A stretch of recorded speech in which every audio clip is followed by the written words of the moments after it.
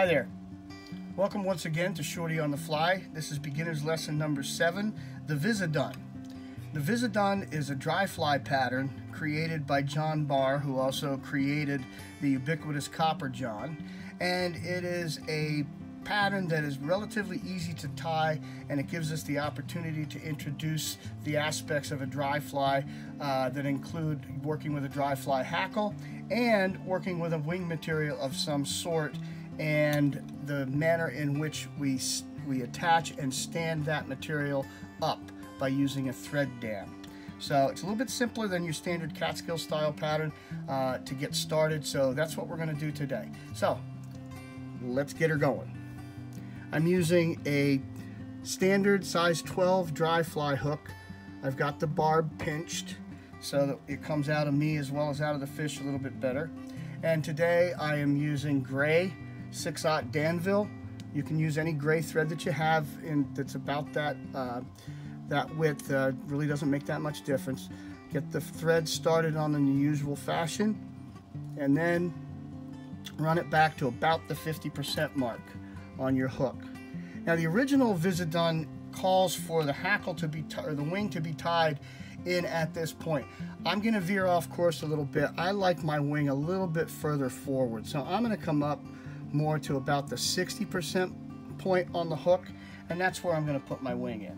And for the wing material today, I'm using polypropylene floating yarn in white, and I've taken a whole strand off for this size 12. If you're using a smaller hook, you might want to thin that out just a little bit.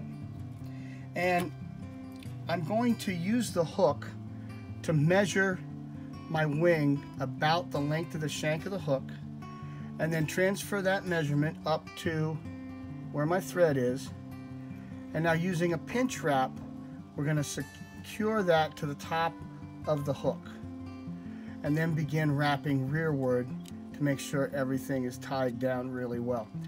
Once I get back a little ways there, I'm going to come in and trim off at an angle, which will help us to form the taper of our body a little bit later. Now cover up those butt ends with thread, make sure everything is tied in nicely, and then come back up to where the wing was set, pull the fibers back, and now we're going to start making wraps underneath and up against the point at which that wing is wrapped in. It's almost like a 45-degree angle, and I am putting those wraps right up against the material, and that should help stand our wing up. Let's see how we did. Look at that. Very nice. Now you want to take just 1 or 2 wraps to collect everything, and then we're good to go. That's all there is to it. All right, now if you want to really make sure that things stay in place at this point, reach for the super glue and put just a tab on either side, and that'll hold everything right where we want it. The original pattern also has you fanning those out a little bit later, but I don't find it's necessary. I think it works just as well like this, so we're going to leave that just as it is. Now I'm going to run my thread back to the rear of the hook, right to the bend, and at this point we're going to put in a tail, and I'm using grizzly hackle this time. And when you pluck the hackle away from the hide, you get something that looks like this. Now all of this webby stuff that you have at the bottom, you don't need that, so we're going to come in and I'm going to trim all that out because we don't need it. And what we're left with are these much nicer shiny stiff fibers, and I'm going to come in and grab some of those, pull them away from the stem. I don't know, maybe 15 of them.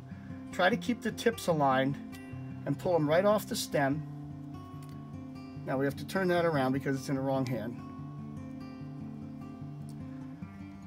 And again, we're going to measure about the length of the shank of the hook and transfer that measurement back to where your thread is. Take one collecting wrap and allow the second wrap to carry the material to the top of the hook. And there's our tail. Now, I'm going to come in right now, before I even get up there, and trim some of this off because it's not necessary, and it's a little easier at this point to trim it away than it is later on when the thread gets it butted up against the hook. So there we go. Now, I'm just going to cover these fibers up, and as you see, it enables us, it helps us to make our taper happen kind of naturally. I'm going to run back about halfway between that point and where the tail is, and at this point I'm going to do my body, and I'm using Adams Gray Superfine dubbing. And you know what I'm going to say about the dubbing, because I say it all the time. Don't use too much, just little wisps. That's all we need. And I'm creating a dubbing noodle that's about, oh, I guess 3 inches in length. And then use that bare thread to work your way back to where the tail is, and that's where my dubbing is going to start. Start making adjacent wraps right up the hook, and when we get to about, I want to say about 2 hook eyes behind where the wing is, that's where, one more maybe, that's where I'm going to tie in my hackle. And when you get the hackle, again, it's the same, it's off the same thing as we did the tail hackle. But in this case, again, we have this lower webby stuff that we don't want. So get into where the sweet spot is, trim it away, and now pull down a few fibers, pull them off so you have a bare stem there. Now I'm going to tie this in with the shiny side facing up, right over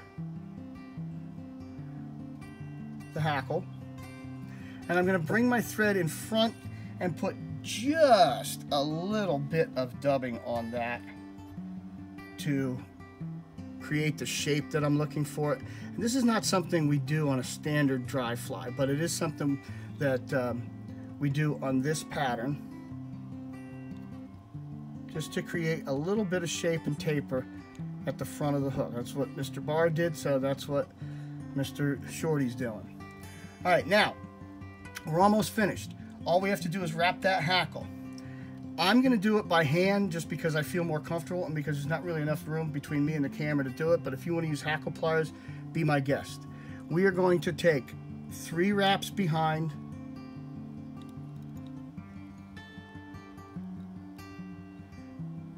3 wraps in front of the wing. And that's all we really need.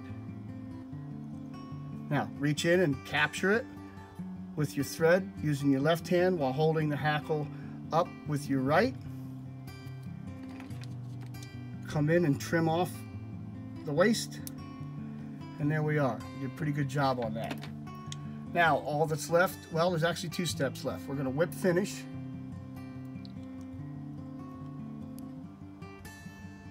Forward-turn whip finish, and then this is up to you. The original pattern calls to do this. Come in underneath, not all the way to the outside fibers, but underneath you're going to cut out what turns out to be a V underneath there, and that will help your fly to sit right on the water a lot nicer than maybe if you didn't quite get the hackle correct, but that gives it a really nice profile on the water. This pattern can be adapted to any mayfly pattern just by altering the size of the hook, the shade of the dubbing, the shade of the hackle, and even the color of the wing. But this is a good start on a dry fly for those of you who are just getting going with this. You get some experience with tying in that wing, and you get some experience with the hackle. So if you enjoyed it, like the page, maybe subscribe, get out there, tie them up. I bid you peace.